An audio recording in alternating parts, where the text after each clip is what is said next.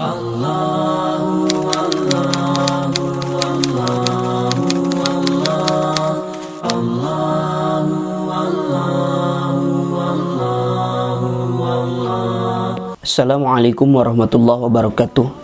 Alhamdulillahirabbil alamin. Wassalatu wassalamu ala Rasulillah wa maulana ibdi abdillah. Asyhadu an la ilaha illallah wa asyhadu anna Muhammadar Rasulullah.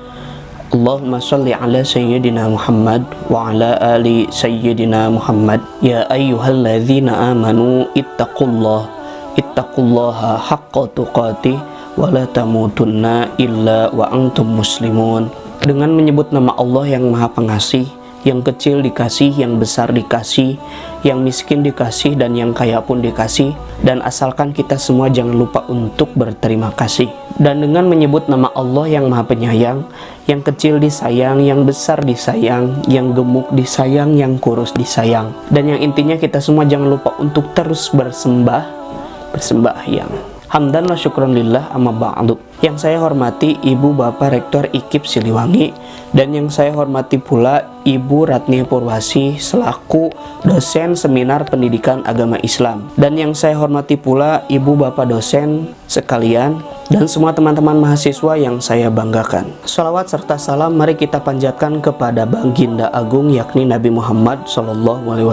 Mudah-mudahan kita semua di akhirat nanti diberikan syafaatul uzma dari Nabi Muhammad SAW. Abu Darda pernah berkata kepada Rasulullah, "Wahai Rasulullah, ketika aku sakit dan aku mensyukuri atas sakit yang telah diberikan Allah, apakah itu jauh lebih baik dengan aku sakit dan menanggungnya terus aku bersabar? Mana yang jauh lebih baik, wahai Rasulullah?" Dan Nabi Muhammad SAW pun menjawab dengan tegas, "Sesungguhnya para Rasul sangat mencintai dan menyayangi kesehatan seperti apa yang kamu sayangi terhadap dirimu sendiri." Diriwayatkan dalam Abu Tirmidzi, barang siapa yang bangun dalam keadaan sehat, jiwanya sehat pula, rezekinya dijamin, maka sesungguhnya ialah seperti orang-orang yang memiliki dua dunia. Saudaraku yang dirahmati Allah Subhanahu wa Ta'ala, maka dalam kutipan hadis tersebut sudah jelas bahwasanya kita selaku umat Islam, kita selaku umat yang beriman, kita selaku umat muslim wajib untuk menjaga kesehatan lahiriah maupun batiniah. Ketika jasmani dan rohani kita sehat, maka kita pun akan mudah untuk melakukan beribadah kepada Allah Subhanahu wa Ta'ala. Nah, maka jelas konsep sehat dalam Islam adalah yang pertama, nilai yang dapat kita ambil ketika kita sehat adalah kita akan lebih mudah untuk melakukan beribadah kepada Tuhan yang Maha Kuasa. Wahai saudaraku, sesungguhnya ada 4 anjuran yang harus diperhatikan menurut para ulama tentang konsep kesehatan dalam Islam. Yang pertama adalah menjaga dan mengatur pola makan ataupun minum. Karena sudah jelas dengan makan ataupun minum kita akan mendapatkan tenaga, kita akan mendapatkan kekuatan, sehingga kita akan mudah untuk bergerak ataupun beribadah. Allah Subhanahu wa Ta'ala telah berfirman dalam Quran surat Abasa ayat 24, dikatakan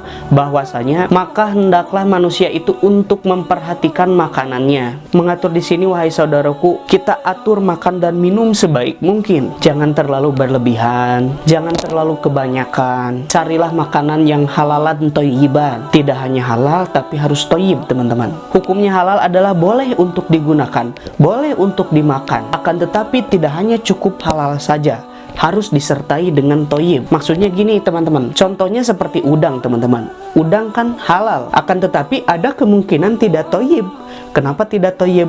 Karena thayyib di sini adalah baik. Baik ketika kita sudah memakannya. Maka akan tidak thayyib udang ini apabila diberikan kepada orang yang memiliki alergi udang, teman-teman. Jadi seperti itu. Begitupun dengan adanya virus corona ini, kita harus lebih berhati-hati lagi dengan adanya makanan. Kita harus lebih memilih lagi dan menseleksi lagi makanan apa yang boleh kita makan dan makanan apa saja yang tidak boleh kita makan. Karena dengan kita memakan makanan dengan menurunkan imunitas tubuh, maka kita akan mudah terserang oleh virus corona atau COVID-19. Lanjut, poin yang kedua yang harus teman-teman perhatikan di rumah adalah mengatur aktivitas tidur dan mengatur aktivitas bekerja. Jangan sampai kita tumpang tindih antara tidur yang kebanyakan ataupun kerja yang kebanyakan, wahai saudaraku. Karena sesungguhnya itu tidaklah baik. Karena sesungguhnya Nabi Muhammad SAW sangat menyukai orang orang-orang yang bekerja melakukan dengan sewajarnya. Makan yang wajar, minum yang wajar, tidur yang wajar. Kalau seperti nada yang sering Rhoma Irama katakan, begadang jangan begadang, begadang tiada artinya. Nah, sunah-sunah apa saja sih yang harus kita lakukan ketika kita ingin melakukan poin yang kedua ini? Yaitu, sebelum beraktivitas, kita ucapkan Bismillahirrohmanirrohim. Sebelum melakukan hal apapun, kita ucapkan Bismillah terlebih dahulu, supaya pekerjaan tersebut bisa menjadi pahala, bisa menjadi ibadah untuk kita semua. Adapun sunah sebelum tidur, silahkan teman-teman untuk berwudu terlebih dahulu. Begitupun ketika kita ingin tidur, sebelum tidur, ranjang teman-teman di rumah, coba ditepuk-tepuk dulu sambil baca subhanallah, walhamdulillah, wala ilaha illallah, wallahu akbar, subhanallah.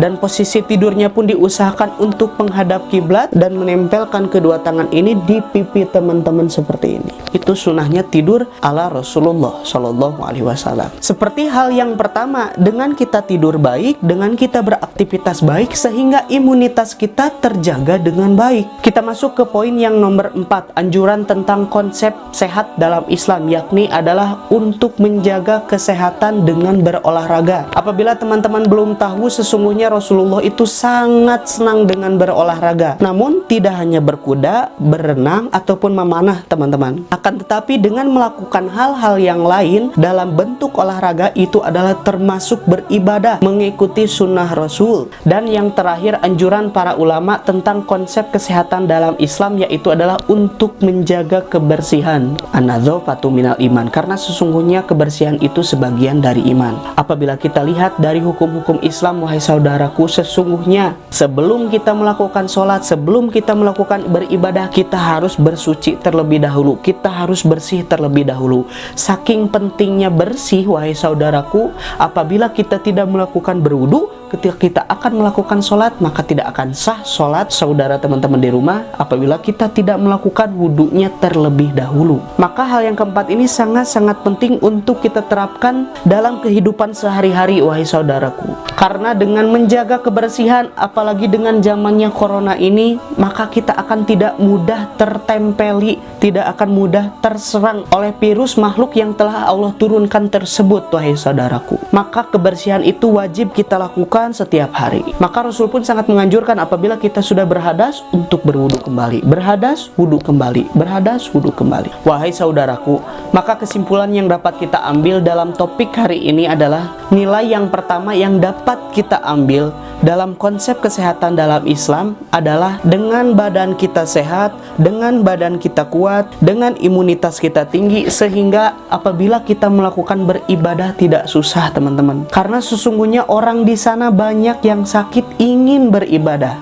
ingin berangkat haji, ingin berangkat umroh, akan tetapi mereka tidak bisa, mereka terhalangi dengan badannya yang sakit. Nah, maka kesimpulan poin yang pertama ini masih ada kaitannya dengan kesimpulan yang nomor 2, yakni untuk terus bersyukur atas nikmat yang telah Allah berikan, terutama nikmat iman, nikmat Islam, dan nikmat sehat. Seperti yang tadi saya ucapkan, wahai saudaraku, sesungguhnya apabila kita sudah sakit, kita akan susah untuk melakukan hal apapun. Kita harus selalu bersyukur atas apa yang Allah berikan kepada diri kita. Apakah saudara-saudara di rumah pernah mensyukuri bola mata kita selalu diberikan air oleh Allah? Coba apabila mata kita tidak ada airnya, gimana kita akan berkedip? Terus hidung kita, apakah teman-teman pernah bersyukur hidung kita lubangnya ke bawah? Coba kalau lubangnya ke atas. Kalau hujan berarti harus siapin payung. Kalau banyak debu harus seperti apa? Teman-teman pernah bersyukur sampai sana? Apabila belum, mari kita bersama-sama untuk mensyukuri nikmat yang telah Allah berikan. Tangan kita diberi sikut seperti ini. Coba apabila tangan kita tidak diberi sikut seperti ini, kita akan melakukan hal apapun susah, wahai saudara-saudaraku. Maka poin yang kedua ini, kita harus tetap bersyukur atas nikmat yang telah Allah berikan kepada diri kita. Mari kita sama-sama menjaga imunitas diri, mari kita sama-sama berolahraga, mari kita sama-sama menjaga kesehatan badan kita. Karena dengan menjaga kesehatan badan kita, karena dengan menjaga imunitas kita, itu sama-sama dengan beribadah kepada Allah Subhanahu wa Ta'ala. Apalagi kita